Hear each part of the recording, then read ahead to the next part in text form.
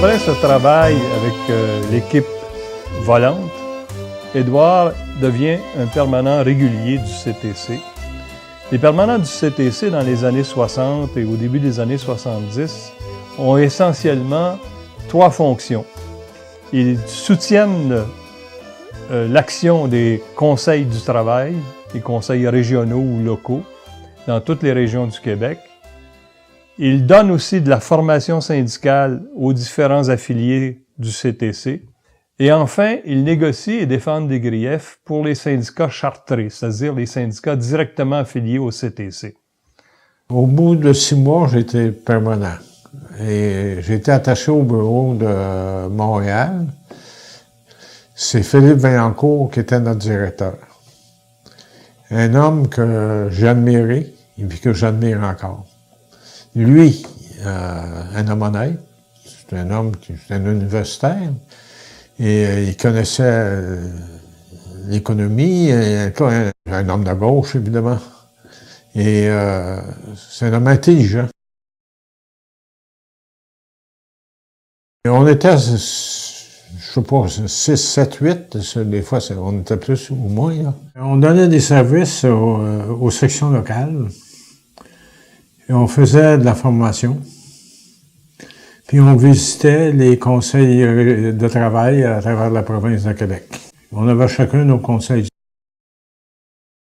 J'avais été nommé pour aller à Québec. Il fallait relever ça à Québec. Et mais tout le monde savait qu'à Québec, un homme de Montréal pas accepté, mais le Vaillancourt et puis Bill Dodge du CTC qui venait ont insisté pour que moi, j'aille m'essayer à Québec.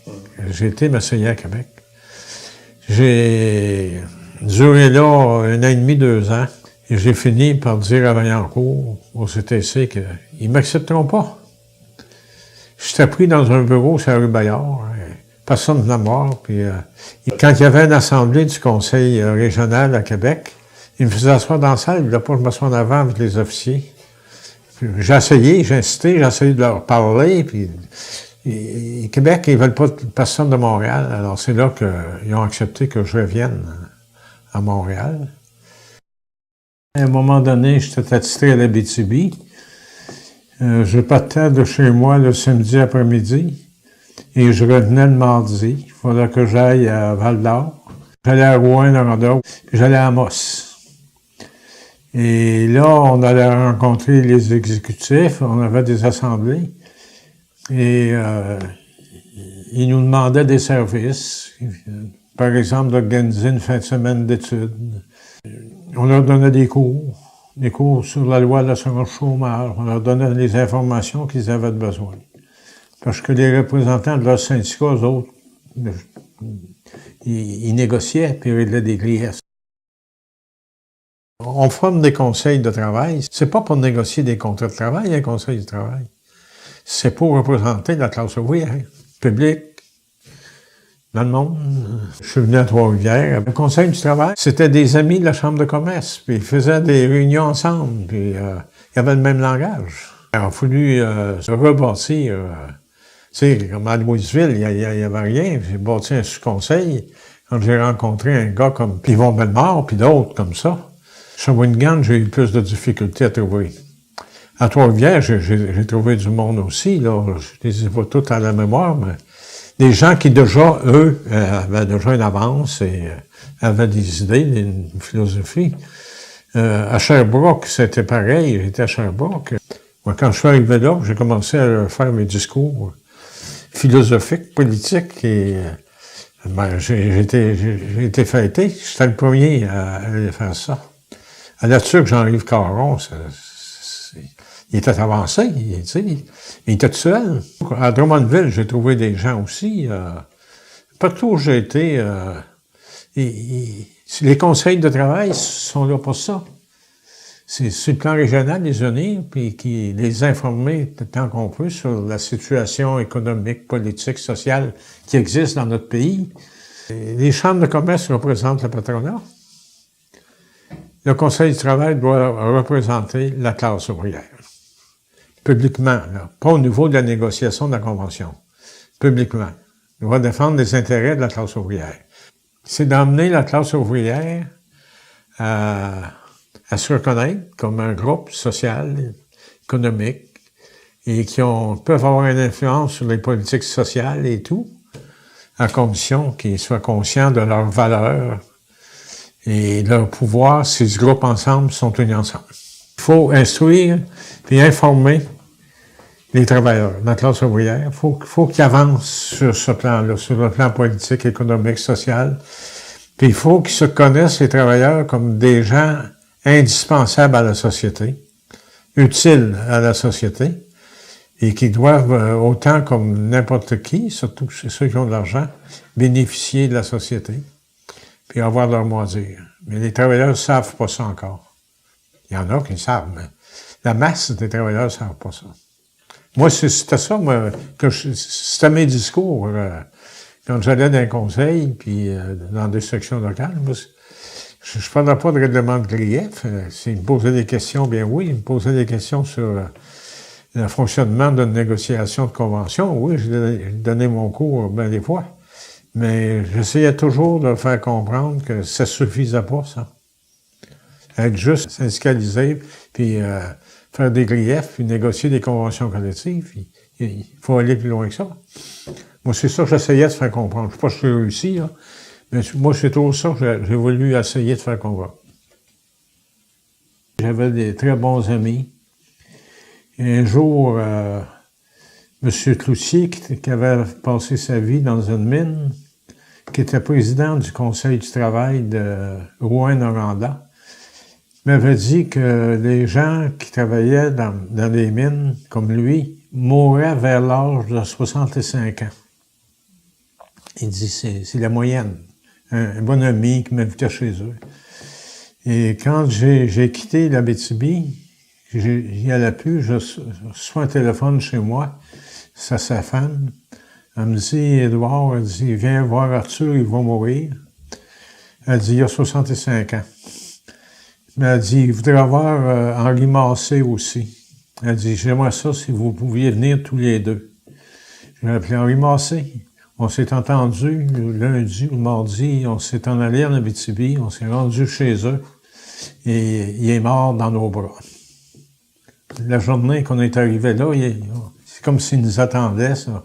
On a été marqués. On ne regrettait pas d'y avoir été, hein.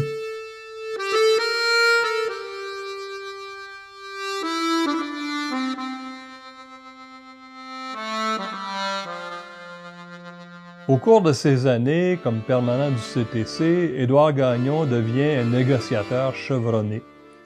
Sa compétence est reconnue et son patron, c'est-à-dire le directeur du CTC, Philippe Vaillancourt, l'envoie dans des missions spéciales. C'est le cas, par exemple, à la carrière Miron. Les opérateurs de machinerie lourde, syndicats de la construction, ont eu l'accréditation des employés réguliers de Miron. Et ils se sentent un peu démunis pour négocier une convention collective avec cette entreprise réputée antisyndicale.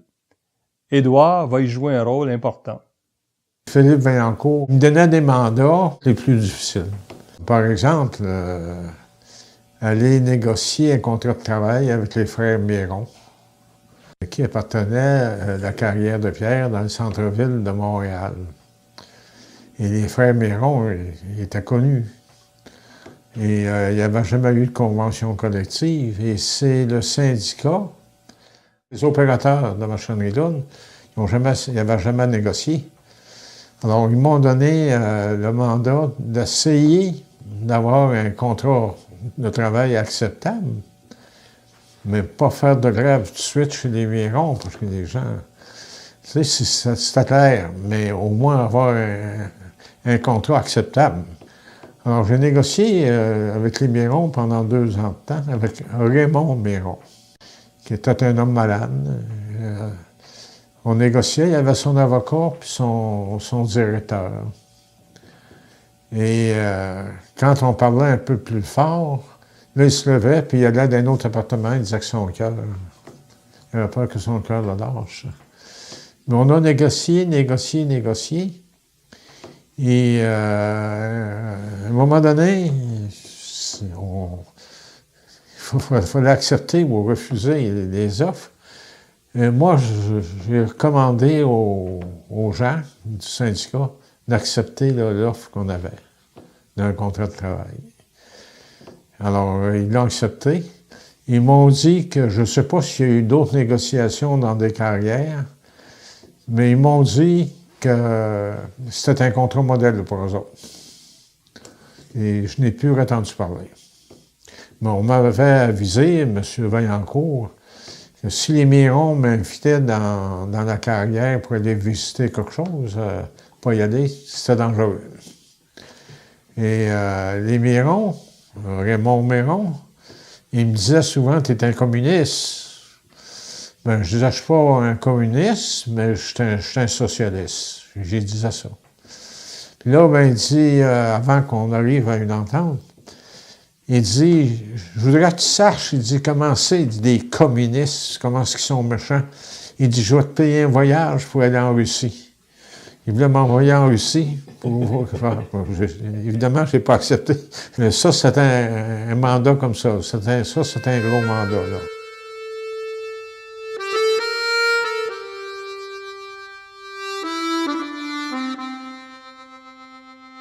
Les talents de négociateur d'Édouard Gagnon seront mis à l'épreuve dans une situation bien particulière. Les travailleurs et travailleuses de la Regent Knitting Mills, là où il a fait ses premières armes, là où il a mené ses premiers combats, à la suite de conflits très durs, occupent l'usine de Saint-Jérôme. La tension avec l'employeur monte, la négociation est devenue impossible avec l'employeur. Au cœur du problème, le rôle joué par le permanent syndical du CTC, Yvon Leclerc, qui s'est lié à la frange la plus radicale du syndicat et qui ne voit aucune légitimité à toute forme de négociation. Le CTC, devant ce blocage, demande à Édouard d'intervenir. C'est lui qui négociera finalement la fin de cette occupation et une convention collective qui, dans les circonstances, est presque un modèle et ouvrira le chemin à l'expérience de Tricophile. On avait besoin d'embaucher un permanent régional sur la Côte-Nord. Moi, j'ai recommandé Yvon Leclerc. Mais quand il fallait que je parte de la région, Philippe Vaillancourt et moi, on disait à Saint-Jérôme, les gens sont plus politisés qu'ailleurs. Ils sont plus à gauche, on se parlait comme ça. On va envoyer Yvon Leclerc à Saint-Jérôme. C'est comme ça qu'Yvon Leclerc a bondi à Saint-Jérôme. Mais là, on avait pris une mauvaise décision. Yvon, c'est un bon gars, mais il n'était pas prêt à aller dans un milieu comme ça. Ça l'a troublé d'être là-dedans. Puis là, il croyait qu'il était rendu à la Révolution. Puis, mais c'est Vaillancourt puis moi qui sont les responsables de l'avoir envoyé à Saint-Jérôme. Et puis, j'étais là. Moi, j'ai négocié avec le garçon de Grover, Marvin. Marvin ne voulait pas rencontrer Leclerc pour négocier un règlement quelconque. Mais il était prêt à me rencontrer parce qu'il disait que j'avais qu'une parole. Tout ce qui se passait, pour moi, j'étais parti, je n'étais plus dans le milieu, j'étais en dehors. C'est un tourbillon, tu sais. Moi, je reviens là-dedans.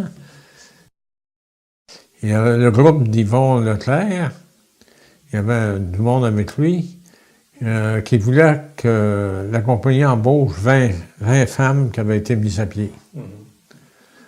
Et puis la compagnie ne voulait pas ça. Bon. Il ne voulait pas ça parce qu'il disait pour se remettre en marche, c'est ça qui pressait. Puis en tout cas, il y avait toute une histoire. Et quand on m'a demandé de les négocier, moi, je savais qu'il y avait une rumeur. Je ne sais pas si c'est le directeur du personnel, que ça pourrait peut-être être d'autres choses. Puis il avait parlé de 72 employés qui pourraient peut-être... Moi, j'ai entendu parler de ça. Alors, moi, j'ai rentré dans le bureau avec Marvin Drover, négocier. Alors, j'ai été une couple d'heures avec Marvin, peut-être 2-3 heures. Et puis, il m'a fait, à force de négocier, de parler, on a écrit, une secrétaire a écrit le projet, ce qu'il m'offrait. Et moi, je trouvais que ça avait un certain bon sens, mais je ne voulais pas, moi, le commander. Je voulais qu'il décide. Je ne voulais pas que les employés, après, disent on l'a accepté parce qu'il nous l'a recommandé. Je savais que si je recommande quelque chose, je vais avoir une influence. Je ne voulais pas. Donc, quand je suis sorti de là, c'était dans le cafétéria. Et je leur ai dit exactement ce que la compagnie nous offrait. Et moi, je logeais au Montil-Laurentien, au nord de Saint-Jérôme. Je les ai laissés là. J'ai réfléchi, je suis au motel. Et ce que vous déciderez, bien, appelez-moi, je reviendrai. Je le communiquerai à la compagnie. S'il y a quelque chose à changer, on le fera. Mais les gens étaient réunis dans le cafétéria. Puis Leclerc était là. Puis bon, la chicane a pris là-dedans, mais la grande, vaste majorité a voté pour le règlement que j'avais apporté. Ça fait que là, ils m'ont appelé, puis je suis revenu. J'ai jamais été rejeté par les membres. Surtout que j'avais travaillé avec eux.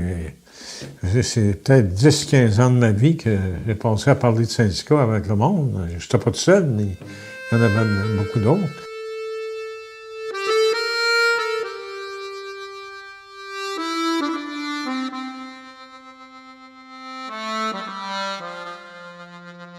L'une des responsabilités des permanents du CTC, dont Édouard, est de faire de la formation syndicale. Édouard, négociateur chevronné, a le souci de transmettre ses connaissances aux militants. Pour lui, la négociation collective ne doit pas être l'affaire uniquement des conseillers formés en relations industrielles ou en droit, mais aussi l'affaire des militants de base. C'est pourquoi il développe un cours plus formel sur la négociation. Jusque-là, on parlait de négociation dans les cours d'officiers de syndicats, mais c'était l'un des sujets parmi d'autres, avec les procédures d'assemblée ou autres. Le cours développé par Édouard servira de base à un cours de la FTQ. En effet, à partir de 1974, la FTQ se fait confier par le CTC la responsabilité de l'éducation syndicale. Toute l'équipe de permanents du CTC passe sous la direction de la FTQ. Ce seront les premiers permanents régionaux de la FTQ. Le cours, bâti par Édouard, sera intégré dans la formation régulière que développera le service d'éducation de la FTQ par la suite. C'était Philippe Vaillancourt qui était le directeur pour l'éducation. Après ça, Philippe Vaillancourt, on a adopté Jean-Jacques Joniaux qui est devenu directeur de l'éducation. Jean-Jacques Joniaux, il avait une bonne formation académique. C'était un homme qui parlait, qui était capable de parler, qui était populaire. Et il a fait un bon directeur, mais il n'avait jamais négocié une convention collective. Il n'avait jamais donné de service. C'est toujours très théorique ce qu'il donnait, mais... Alors, moi, je les voyais, 2-3 feuilles de papier, puis il donnait un cours sur la négociation de la convention collective qui durait 2-3 heures, un après-midi. Bon, moi, je disais, ça n'a pas de bon sens. Ils disent pas ce qu'ils devraient être dit. Moi, j'avais de l'expérience en négociation. Alors, c'est là que j'ai décidé d'essayer de bâtir un document qui parlerait vraiment de négociation de convention collective. Je l'ai bâti, puis ils ne doivent plus se servir de ça. Ah, il a servi longtemps. Moi, je l'ai donné. Tout le monde le voulait. Les syndicats partout. Si je l'ai donné, ce cours-là. À la base, là, c'est aussi simple que ça, là. Je veux dire, aujourd'hui, on fait de l'information. Aujourd'hui, c'est d'autres choses. Les travailleurs, ils savent. La société a évolué depuis ce temps-là, là. Beaucoup. Les travailleurs ont évolué, mais dans ce temps-là, ils ne savaient pas négocier. Ils écoutaient leurs représentants qui leur disaient comment ça se passait, c'est tout. Ils n'en savaient pas plus. Il y a des gens qui se plaignaient des syndicats. Ils signaient, ils acceptaient des conventions collectives, ils signaient des contrats de travail avec très peu de choses dedans. J'ai vu des contrats de travail signés par le syndicat, puis l'employeur, puis je me demandais si c'était un contrat de travail, tellement... Les travailleurs, ils veulent se défendre. Ils veulent se défendre, mais ils ne savent pas comment. Un travailleur tout seul, quel que soit l'employeur, il ne peut pas se défendre tout seul. Il faut qu'ils s'unissent, les travailleurs, ensemble. S'unir, ça veut dire en syndicat, se mettre en syndicat. Il faut convaincre les travailleurs de ça. Même si le syndicat est rentré, il y a un paquet de travailleurs qui ne réalisent pas le travail qu'un syndicat doit faire. Vous savez, ils regardent le patron, puis ils pensent que le patron, quand il accorde une augmentation de salaire, c'est un bon patron, mais souvent, c'est le syndicat qui a négocié. Mais les travailleurs, il faut les rendre à l'évidence que les patrons sont là pour faire de l'argent. Il y a du bon monde là-dedans comme ailleurs, mais ils sont là pour faire beaucoup d'argent. Pour faire beaucoup d'argent, il faut qu'ils payent des bas salaires. Et il faut convaincre les travailleurs que s'ils veulent avoir une vie, des salaires raisonnables, des vacances raisonnables, de la sécurité, de la santé, il faut qu'ils soient conscients que l'employeur n'est pas prêt à donner ça. Il faut qu'ils s'unissent ensemble. Il faut qu'ils soient aussi forts que l'employeur. C'est pour ça qu'il y a des grèves, qu'il y a des conflits.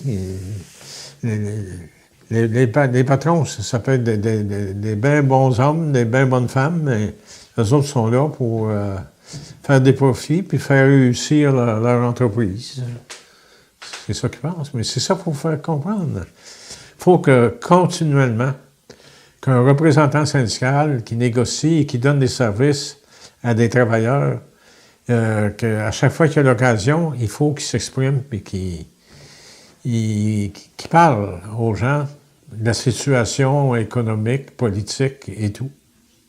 Ça ne veut pas dire s'attacher à un parti politique. Ça veut dire faire de la philosophie politique. Tu sais. C'est quoi que les employeurs pensent dans la société? C'est quoi que les travailleurs ont besoin? C'est pas les patrons qui le choix de traiter les travailleurs comme ils veulent. Les travailleurs ont besoin de survivre. Alors, il faut faire la philosophie. Il faut expliquer aux travailleurs dans quelle situation ils se trouvent.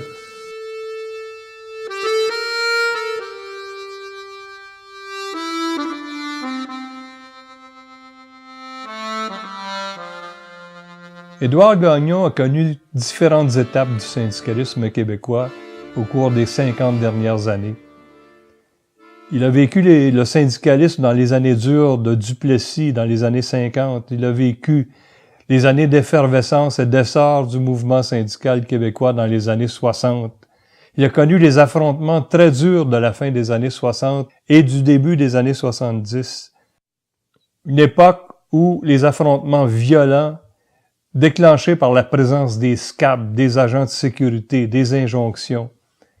Il a connu l'apaisement aussi ensuite pendant les premières années du Parti québécois au pouvoir, alors qu'on adaptait la loi anti-SCAB. Il a été aussi reconnu pour son intransigeance, sa droiture, son intégrité syndicale. La FTQ l'avait chargé, à la fin des années 70, de faire enquête sur l'Union des employés d'hôtels, motels et restaurants. Ce syndicat, dont les pratiques syndicales étaient répréhensibles, faisait l'objet de plusieurs plaintes de la part de ses membres. À la suite de l'enquête d'Édouard et d'un rapport qu'il remit à la FTQ, le syndicat a finalement été expulsé par les délégués en congrès. Édouard Gagnon est un homme fier. Cette fierté ouvrière, Édouard a voulu la transmettre aux travailleurs et aux travailleuses. Il a sans cesse voulu les convaincre de prendre leur place dans la société, la place qui leur revient, la première. Moi, je suis un travailleur, je ne suis pas un universitaire. Mais la vie d'un travailleur qui fait du syndicalisme comme j'en ai fait, il y en a d'autres qui l'ont fait, je ne suis pas tout seul. Mais je dis qu'on réussit notre vie, puis il faut savoir se défendre quand c'est le temps. Hein. C'est cool avant. Moi, j'étais menacé de mort. Dans l'enquête dans les hôtels, montels et restaurants que tu connais très bien, j'ai été menacé de mort. C'est dangereux, ça. C'est une grosse affaire, ça. Comment est-ce qu'on a pu passer à travers de ça? Hein? Comment? À l'époque, il n'y avait pas de loi anti-SCAB. Moi, j'ai connu ça. Hein? La plus belle loi, celle que j'ai appréciée le plus depuis mes années, que j'ai négociée, c'est la loi anti-SCAB. C'était le désastre auparavant. C'était de la violence. Ça ne pouvait pas être autrement. La loi anti-SCAB a réglé beaucoup de problèmes. En fait, moi, je suis content de ce que j'ai fait avancer quelque chose dans la société pour la classe ouvrière. Tant mieux. Et c'est ça que je souhaitais.